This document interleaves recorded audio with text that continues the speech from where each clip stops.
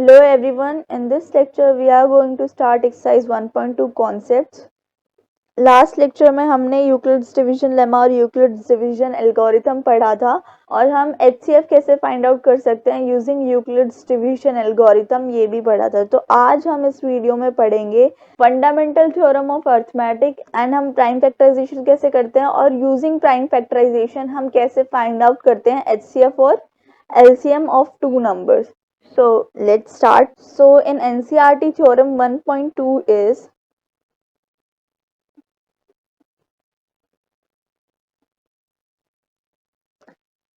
fundamental theorem of arithmetic.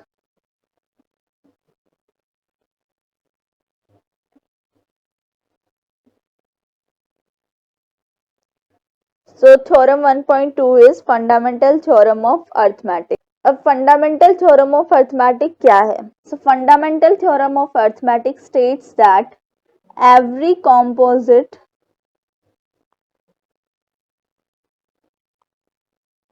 number can be expressed or factorized as a product of primes,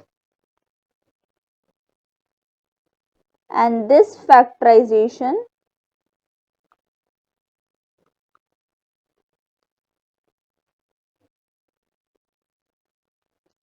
is unique apart from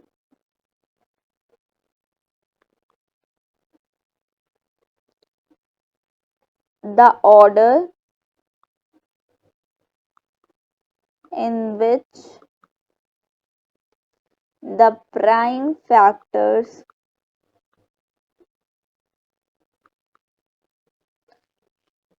occur.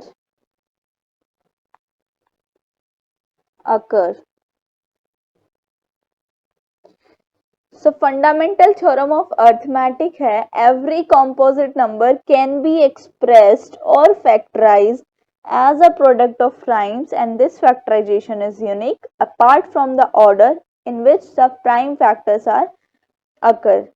So this means कि कोई भी composite number को हम as a product of primes express कर सकते हैं, लिख सकते हैं, और इस प्रोसेस को हम फैक्टराइजेशन बोलते हैं। और ये जो फैक्टराइजेशन है ये यूनिक होती है apart from the order in which the prime factors occur. मतलब कि कोई भी नंबर अगर हम उसको फैक्टराइज करें और हमारे पास जो फैक्टर्स आ रहे हैं तो हम उन फैक्टर्स को यूज करके कोई दूसरा नंबर नहीं बना सकते।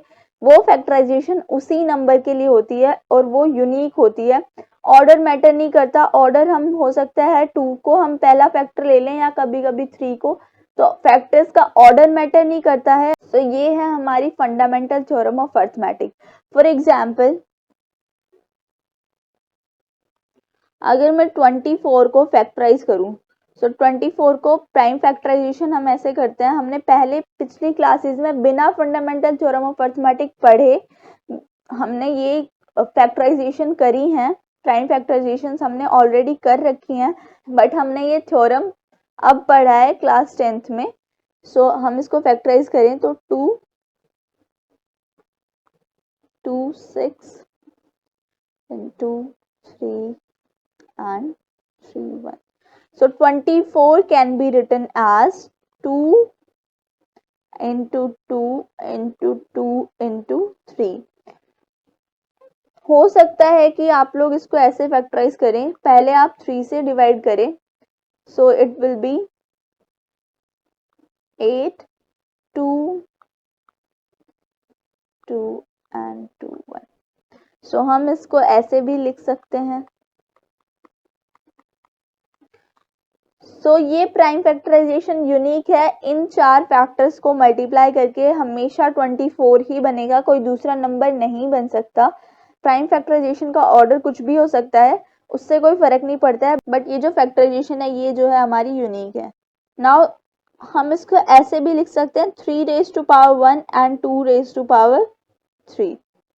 मतलब कि अगर हम 24 के जो प्राइम फैक्टर्स हमारे आए हैं, अगर हम प्राइम फैक्टर्स को पावर्स में लिखना चाहें तो 3 की पावर 1 बिकॉज 3 एक ही बार आया है, और 2 की पावर 3 बिकॉज 2 का फैक्टर हमारा यहाँ पे 3 बार आया है। सो ये हमारी पावर्स की टर्म्स में हम इसको लिख सकते हैं।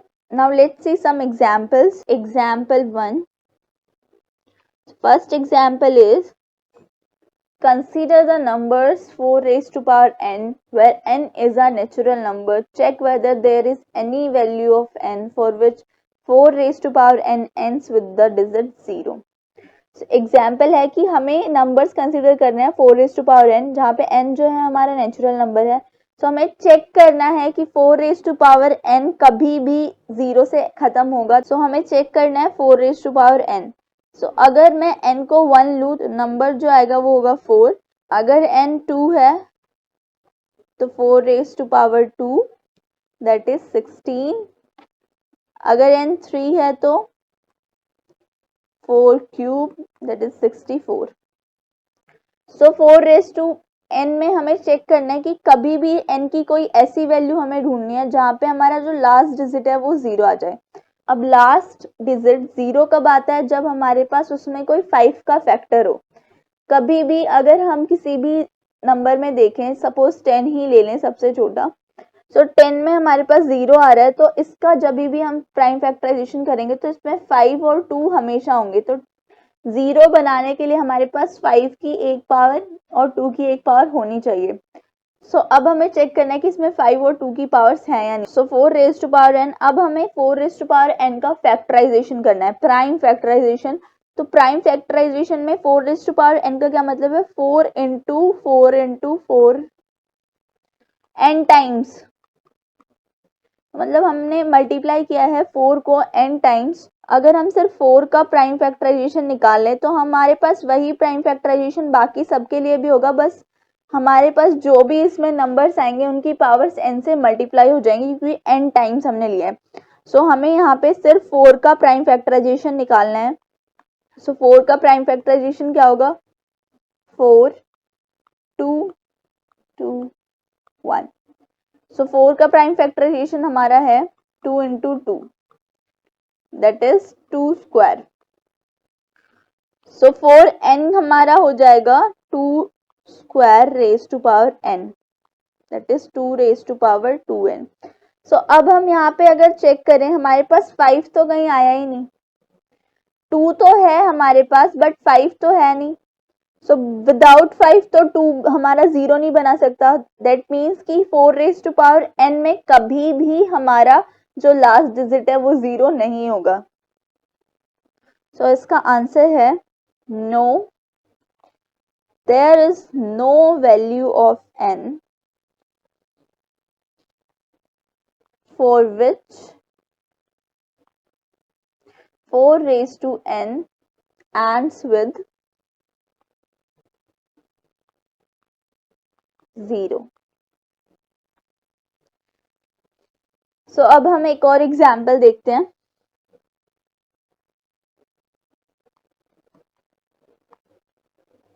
So example is find the LCM and HCF of 6 and 20 by prime factorization method।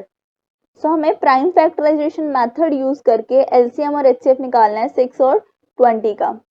So अब हम प्राइम फैक्टराइजेशन मेथड को यूज करके HCF और LCM कैसे निकालते हैं पहले ये देख लेते हैं। So HCF होता है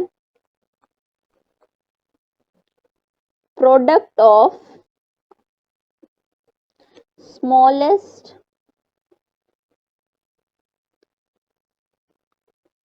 power of each common prime factor in the numbers, and LCM होता है product of highest power of each prime factor involved in the numbers. So HCF होता है product of smallest power of each common prime factor in the number. So HCF हमारा होता है जो smallest powers होती हैं, जितने भी कॉमन फैक्टर्स होते हैं, जितने भी कॉमन प्राइम फैक्टर्स होते हैं, उनकी जो स्मॉलेस्ट पावर है उनका प्रोडक्ट जो आएगा वो हमारा HCF होगा.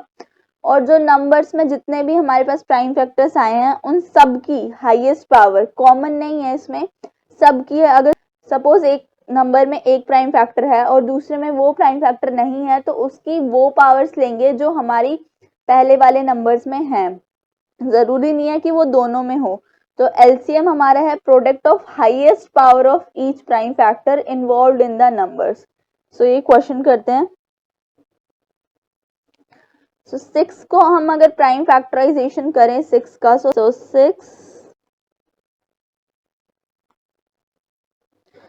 6 can be written as 3 into 2. And अगर हम 20 का प्राइम फैक्टराइजेशन करें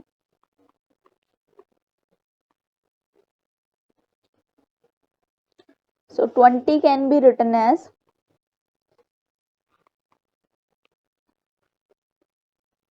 2 into 2 into 5. So prime factorisation हमने कर लिया है. अब हम HCF और LCM देखते हैं. तो HCF क्या होता है पहले. HCF, तो HCF में ईच कॉमन प्राइम फैक्टर की स्मॉलेस्ट पावर का प्रोडक्ट हमें निकालना है. तो HCF में हमें क्या करना है, कॉमन प्राइम फैक्टर्स. तो पहले देखते हैं 3. तो 3 6 में है बट 20 में नहीं है, तो 3 is not a common factor. अगर हम 2 के लिए चेक करें सो 2 हमारा 6 में भी है और 20 में भी है, बट 6 में हमारी पावर 1 है और 20 में हम इसको लिख सकते हैं 2 raised to power 2 into 5. सो 6 में हमारी पावर 1 है और 20 में पावर 2 है. तो अब हमें चेक करना है कि हम कौन सी पावर ले. तो हमारा HCF में हम जो लेते हैं वो है स्मॉलेस्ट पावर. स्मॉलेस्ट पावर 1, सो 2 हमारा जो है यहाँ पे, और तो कोई कॉमन फैक्टर है नहीं, तो 2 raised to 1 that is 2 is our HCF.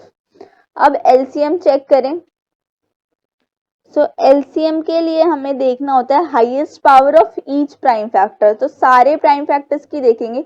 So common होना जरूरी नहीं है. तो स्टार्ट करते हैं 3 से. तो 3 इसमें तो है नहीं, इसी में है 6 में. 20 में 3 नहीं है तो हम 3 यहाँ से ले लेंगे और इसकी हाईएस्ट पावर क्या है 1 into. अब 2 के लिए हमें देखना है, 2 यहाँ पे भी है यहाँ पे भी है, बट 2 की हाईएस्ट पावर देखनी है. सो हम 20 से 2 लेंगे तो 2 raised to power 2. नाउ इसके सारे फैक्टर्स हो गए. अब 20 के फैक्टर्स में बचा 5, सो 5 की पावर 1. सो हमारा LCM आ जाएगा यहाँ से 3 into 4 into 5 that is 20 into 3 that is 60. सो हमारा यहाँ से जो LCM आया है वो है 60 और HCF जो है वो है 2. सो हम प्राइम फैक्टराइजेशन मेथड को यूज करके इस तरह से HCF और LCM फाइंड आउट कर सकते हैं. नव हमारे पास एक प्रॉपर्टी होती है HCF और LCM की, कि सपोज अगर हमारे पास दो नंबर हैं A और B, then LCM and HCF, LCM of A and B and HCF of A and B, इन दोनों का प्रोडक्ट जो होता है वो A into B के इक्वल होता है. That is LCM of A and B into HCF of A and B is equals to A into B. सो ये प्रॉपर्टी हमारी होती है LCM और HCF की किसी भी दो नंबर के लिए. सो अगर हमारे पास क्वेश्चन में दो नंबर्स दिए हैं, HCF दिया है, तो हम LCM विदाउट प्राइम फैक्टराइजेशन भी निकाल सकते हैं. कैसे LCM हम कैसे निकाल सकते हैं, अगर हमारे पास ये तीनों चीजें हैं तो हम A into B को डिवाइड कर देंगे HCF से, तो हमारा LCM आ जाएगा. ऐसे ही हम HCF भी निकाल सकते हैं. अगर LCM दिया है तो हमें प्राइम फैक्टराइजेशन करने की जरूरत नहीं है. सो ये प्रॉपर्टी हमेशा याद रखनी है. तो एक एग्जाम्पल देखते हैं. So the example is find the HCF of 96 and 404 by prime factorization method, hence find their LCM. So हमें पहले HCF निकालना है 96 और 404 का यूजिंग प्राइम फैक्टराइजेशन मेथड, और फिर हमें उसको यूज करके HCF को यूज करके LCM निकालना है. सो हमें वो प्रॉपर्टी यूज करनी है जो हमने अभी अभी देखी है, that is LCM into HCF is equals to product of two numbers. So 96 का प्राइम फैक्टराइजेशन क्या होगा? 2, 4 and 8, 2, 2, 4, 2, 2, 2, 6, 2, 3, 1. So 96 का प्राइम फैक्टराइजेशन हमारा आया है 2 into 2 into 2 into 2 into 2 into 3, that is 2 raised to power 5 into 3. अब हम 404 का प्राइम फैक्टराइजेशन देखें तो क्या होगा? 2, 2, 101. So 101 is a prime number. So 404 का हमारा जो आया है वो है 2 into 2 into 101, that is 2 raised to power 2 into 101. So now HCF क्या होगा? Lowest power of common prime factor. So lowest power of common prime factors. Common क्या है? 2, और इसकी lowest power भी 2 ही है, because यहाँ पे 5 है तो हम lowest लेंगे तो 2 raised to 2. So हमारा जो HCF है वो होगा 2 raised to 2, that is 4. अब हमें LCM निकालना है. सो LCM हमें ये नहीं देखना है कि हाईएस्ट पावर्स क्या क्या है सारे प्राइम फैक्टर्स की, हमें यूज करना है HCF. HCF यूज करके हमें LCM निकालना है. सो LCM हमारा क्या हो जाएगा यहाँ पे? 96 into 404 by 4. सो हम डिवाइड कर देंगे 4 से 96 और 404 को, तो हमारा LCM आ जाएगा. सो ये क्या हो जाएगा हमारा? अब हम 101 से 96 को इंटू करेंगे तो हमारा आएगा 96, so 9696. सो ये हमारा LCM है. हमने HCF यूज करके LCM फाइंड आउट किया है, not by prime factorisation method. HCF हमने प्राइम फैक्टराइजेशन मेथड से. सो सपोज अगर किसी क्वेश्चन में HCF भी दिया हुआ है तो हम प्राइम फैक्टराइजेशन मेथड यूज करके इसको सॉल्व कर सकते हैं. सो नेक्स्ट लेक्चर्स में हम करेंगे एक्सरसाइज 1.2 के questions. If you have any doubt then comment it. Thank you so much.